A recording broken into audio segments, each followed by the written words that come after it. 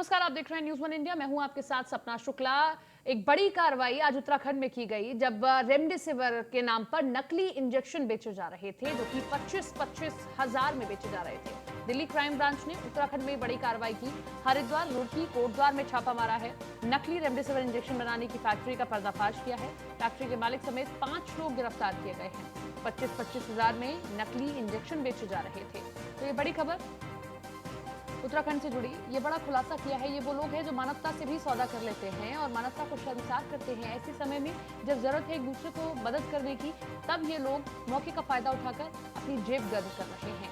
नकली इंजेक्शन बेचा करते थे, रेमडेसिविर का उस पर लोगो लगा दिया करता थे और उसके बाद में ये इंजेक्शन धड़ल्ले से लोगों को बेचे जाते थे। 5 लोग इस पूरे मामले में गिरफ्तार किए गए हैं। हरिद्वार, रुड़की, कोटद्वार में छापा मारा गया है। 25-25 हजार में नकली इंजेक्शन बेचे जा रहे थे।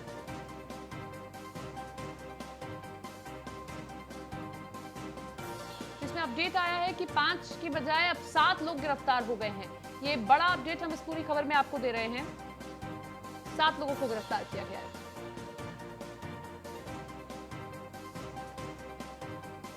सुदीप जैन हमारे साथ, हमारे सहयोगी जुड़ गए हैं। सुदीप, अब क्या कुछ और आगे कार्रवाई पहुंची है?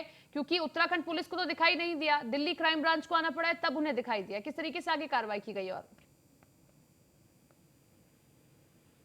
जो है उन्होंने जानकारी मुझे दी थी कि ये नकली फैक्ट्री स्थापित करके कोई इंजेक्शन बनाए जैसी जाने की पुष्टि नहीं हुई है, पहला। और दूसरा, कोटद्वार में कोई ऐसा एस्टेब्लिशमेंट यानी कोई भी ऐसा संस्थान या प्रतिष्ठान नहीं पकड़ा गया है। कुछ स्थानों पर यह शिकायत जरूर थी कि नकली जो इंजेक्शन है रेमडेसिविर का नाम लेकर नकली इंजेक्शन बनाया जा रहा है। जांच में बात आई है कि जो रेमडेसिविर जैसा नाम मिलता जुलते का प्रिंट कराकर एक दूसरी कंपनी के इंजेक्शन पर इसकी रीपैकेजिंग हो रही थी एक प्रकार से, और लोगों को रेमडेसिविर कह के बेचा जा रहा था। दरअसल दिल्ली पुलिस ने दिल्ली में ही 2 लोगों को पकड़ा था। उसके बाद पूछताछ करते हुए वो रुड़की, हरिद्वार और कोटद्वार तक पहुंची थी। हालांकि पुलिस इसमें 2 लोगों को भी और सस्पेक्ट मान रही है, जो कि हरिद्वार और रुड़की के रहने वाले हैं, कि आखिर उन्होंने रेमडेसिविर का नकली नाम का ये प्रिंट क्यों कराया, लेबलिंग के लिए, पैकेजिंग के लिए। दूसरा, क्या अन्य लोगों की भी ये मदद करते रहे नकली इंजेक्शन की खेप बनाने, तैयार करने में, और ये कब से सक्रिय थे और कब से नकली इंजेक्शन बना रहे थे? ये सबसे बड़ा सवाल है और ऐसे में ये लोग ऐसे हैं जिनको सख्त से सख्त सजा दी जानी चाहिए। सुदीप, एक और सवाल, अगर उत्तर प्रदेश की हम बात करें, उत्तर प्रदेश में ये फरमान दिया गया है कि अगर ऐसा कोई भी मामला सामने आया था तो उस पर एनएसए के तहत कार्रवाई की जाएगी।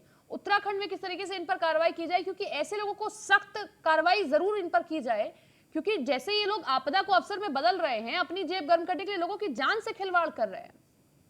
देखिए, बात बिल्कुल सही है। जो मौजूदा महामारी का काल है, अदालतों ने भी इसको महामारी का नाम दे दिया है। अब ऐसे में इसमें चाहे जमाखोर हो, कालाबाजारी करने वाले हो, उनके विरुद्ध सख्त कार्रवाई होनी चाहिए।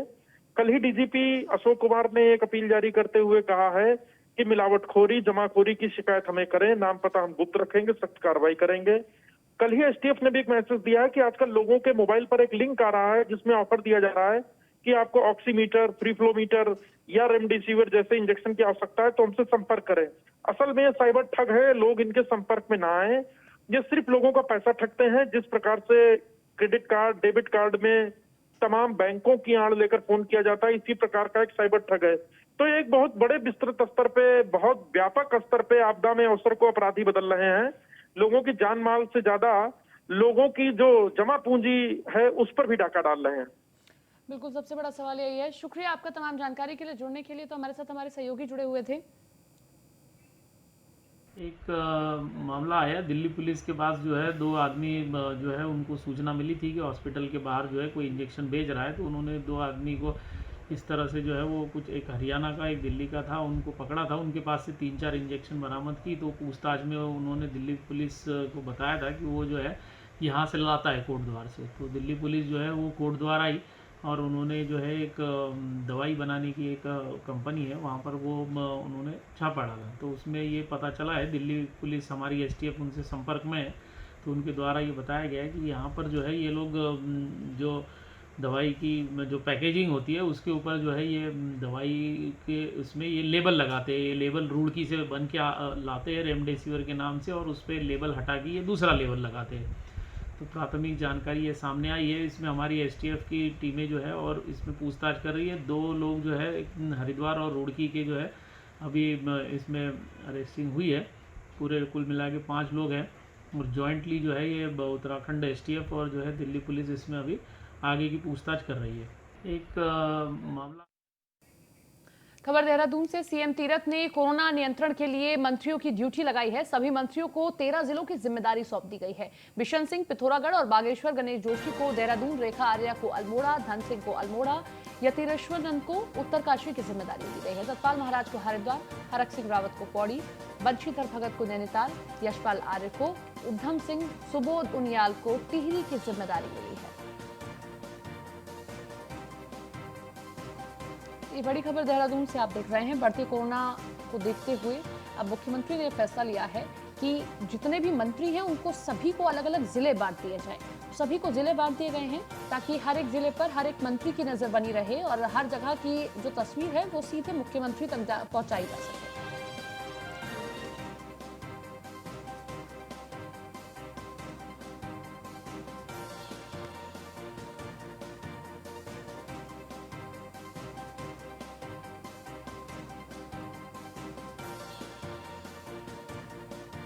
देहरादून से खबर। गणेश जोशी को देहरादून, रेखा आर्य को अल्मोड़ा, यतीश्वरन को उत्तरकाशी की जिम्मेदारी दी गई है। सतपाल महाराज को हरिद्वार, हरक सिंह रावत को पौड़ी की जिम्मेदारी सौंपी गई है।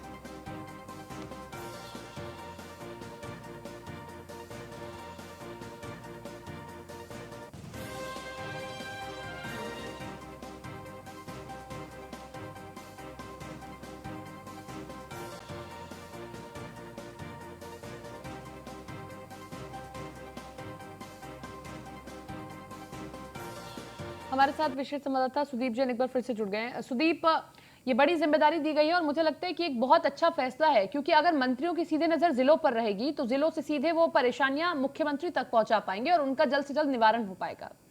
जी देखिए, ये एक अच्छा फैसला है सरकार का। दूसरी महत्वपूर्ण बात यह कि सरकार के पास इस वक्त जो फायर फाइटिंग एजेंडा है वो कोविड है। मंत्रियों के पास भी यही एक एजेंडा है और सरकार को तमाम व्यवस्थाएं जुटानी है। इसके दृष्टिगत कल प्रभारी मंत्री तय किए गए हैं जो जिलेवार इसकी समीक्षा करेंगे। आवश्यकताओं से लेकर लोगों को क्या राहत मिल सकती है, कोविड कैसे कंट्रोल हो, प्रबंधन कैसे बेहतर हो, इस पर इनकी एक कमेटी बनी है जो कि अपनी राय और रिपोर्ट भी समय समय पर मुख्यमंत्री को वर्चुअली या मोबाइल फोन के माध्यम से देगी। अभी तक जो जानकारी है उसमें सरकार का मुख्य तौर पर फोकस हरिद्वार, उधम सिंह नगर, नैनीताल और देहरादून पर है, क्योंकि इन जिलों में केस ज्यादा हैं।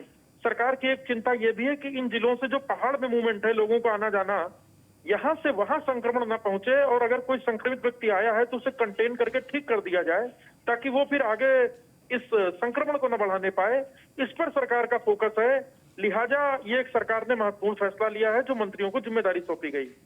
बिल्कुल, और शायद यही कारण है कि देहरादून की जिम्मेदारी ऐसे मंत्री को सौंपी गई है क्योंकि यही सबसे ज्यादा मामले बढ़ते दिखाई दे रहे हैं। जी, और इसीलिए सरकार ने कंटोनमेंट बोर्ड में भी एक बहुत युद्ध स्तर पर 150 बेड का हॉस्पिटल लगभग तैयार कर लिया है जो कि अंतिम चरण में है। और ये मंत्री जी रात में भी निरीक्षण कर रहे हैं सीईओ कैंट बोर्ड के साथ, क्योंकि देहरादून को अब शायद 2 जोनों में बांटा जा सकता है, ऐसा सूत्र बताते हैं। एक जोन में कम सुरक्षित और एक जोन में जो ज्यादा गंभीर मरीज हैं उनको लाया जाएगा। हालांकि इलाज के लिए भी कसौटी जारी हो गई है, जिसमें किस व्यक्ति को किस स्तर का इलाज देना है, किस स्तर का बेड देना है, ये तय किया जा चुका है। चलिए, आप नजर बनाए रखिए, अपडेट होता है आपके पास आते हैं। फिलहाल शुक्रिया आपका तमाम जानकारी के लिए। खबर देहरादून से। डीआरडीओ की मदद से अब 1400 ऑक्सीजन बेड का एक पूरा अस्पताल तैयार होगा। आईसीयू गढ़वाल और कुमाऊं में ये सभी बेड तैयार किए जाएंगे। प्रदेश में रेमडेसिविर इंजेक्शन का पर्याप्त कोटा हो। राज्य सरकार ने 2 दिन में 7 मिड लेवल अस्पतालों की व्यवस्था की है। 700 ऑक्सीजन बेड, 39 आईसीयू सहित 2 वेंटिलेटर की सुविधा की गई है। राज्य के 17,000 अस्पतालों में बेड की सुविधा मिल रही है। दवाओं की कालाबाजारी के लिए कंट्रोल रूम बनाया गया है। हल्द्वानी, ऋषिकेश में जल्द ही 2 अस्थायी अस्पताल बनेंगे। अस्पतालों में 1000 बेड की क्षमता होगी। 300 रुपए रैपिड एंटीजन टेस्ट की कीमत होगी।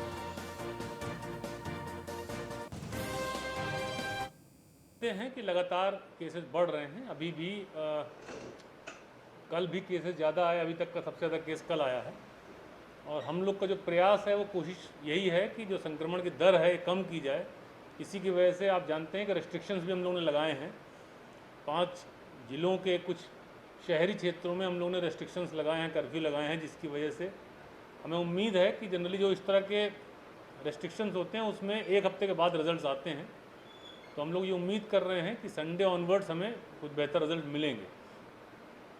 अभी तक ऐसी कोई स्थिति नहीं आई है और लगातार केसेस बढ़ते जा रहे हैं, पॉजिटिविटी बढ़ रही है। हम लोग हालांकि टेस्टिंग भी हमने बढ़ाई है, लेकिन फिर भी जो केसेस हैं अभी उनकी रफ्तार कम नहीं। हाँ, इसमें DRDO की टीम आई थी जो है, तो वो लोग जो है यहाँ पे हमारे यहाँ पे मेडिकल कॉलेज के फील्ड में 500 बेड का जो है एक प्योरली जो है कोविड अस्पताल बनेगा। वो पूरा जो है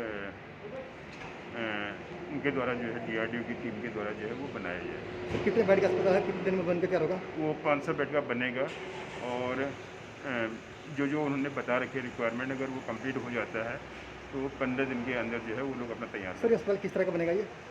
ये जो कोविड मरीज हैं तो कोविड मरीजों के लिए ये बनेगा। इसमें जो है 100 बेड का जो है 100 बेड उसमें ICU के रहेंगे और 400 जो है जनरल जो है ऑक्सीजन। जी, शासन के निर्देशों के क्रम में जैसे कोविड केसेस बढ़ रहे हैं तो DRDO द्वारा एक 500 बेडेड हॉस्पिटल के लिए आज इंस्पेक्शन किया गया है, जिसमें अराउंड 100 प्लस 125 अराउंड ICU होंगे।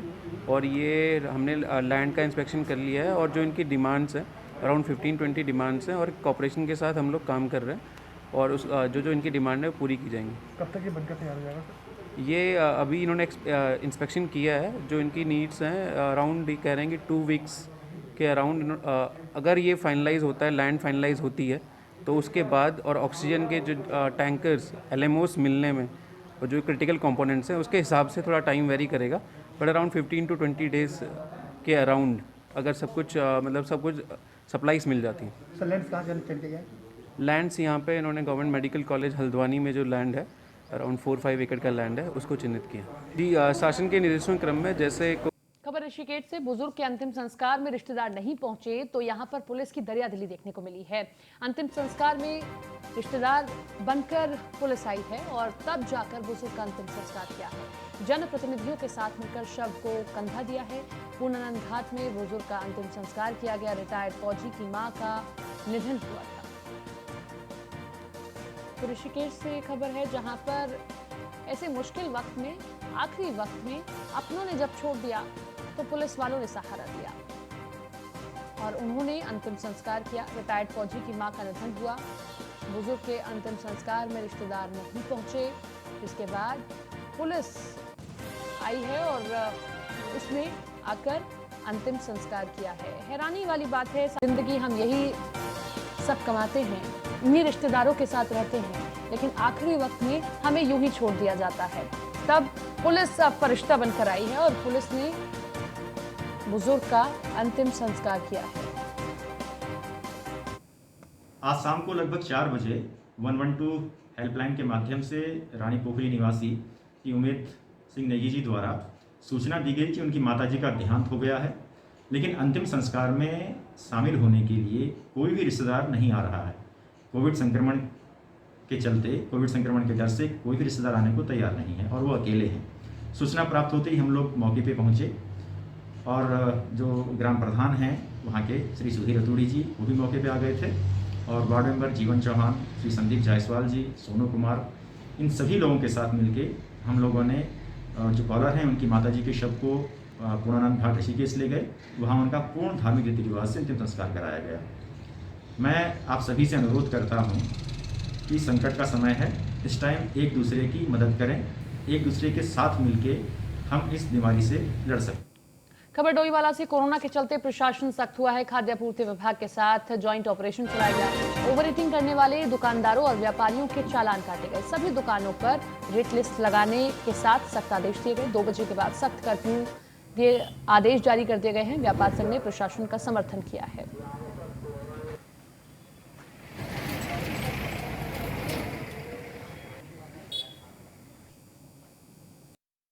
सरकार द्वारा बिल्कुल सही निर्णय लिया गया है। पहले लोगों का स्वास्थ्य बहुत ज़रूरी है। अगर सभी स्वस्थ रहेंगे तो काम तो सारी उम्र करना है हम लोगों ने, काम भी चलते रहेंगे सब। बिल्कुल सही निर्णय लिया है वो लोगों ने। अब आगे चाहिए थोड़ा, जैसे कर्फ्यू बताया 2 बजे के बाद, तो उसके बाद गवर्नमेंट को थोड़ा सख्ती करनी चाहिए ताकि लोग बेवजह ना घूमें और जो मतलब थोड़ा इस पर कोरोना पे लगाम लग सके। डोईवाला व्यापारियों ने भी इस बंद का समर्थन किया है।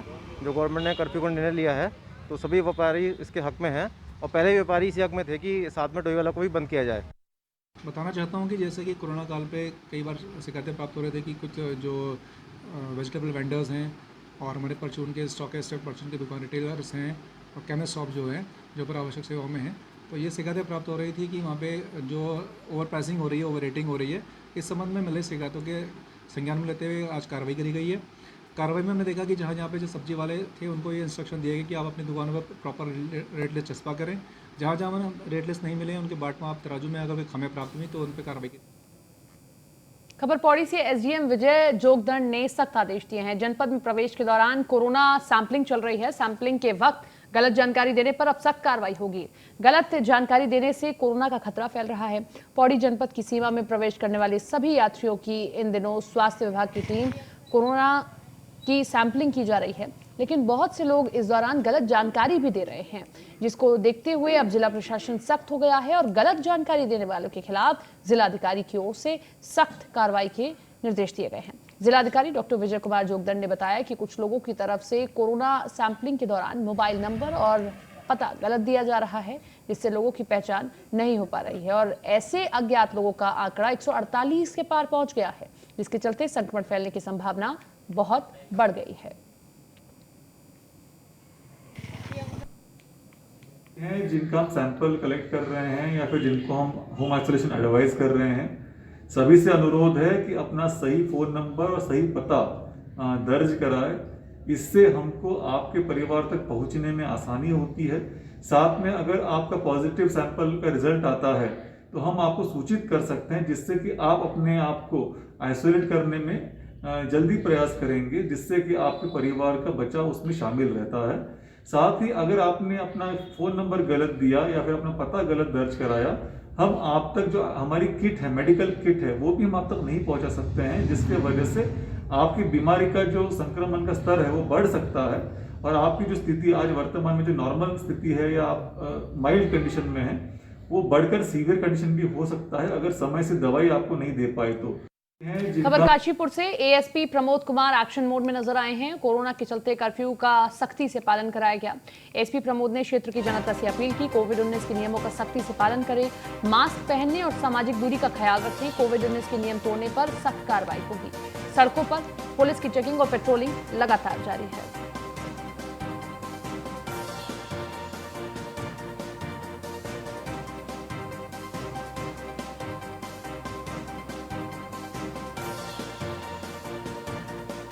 काशीपुर से खबर, कोविड-19 के नियम तोड़ने पर अब सख्त कार्रवाई होगी। सड़कों पर पुलिस की चेकिंग और पेट्रोलिंग लगातार जारी है।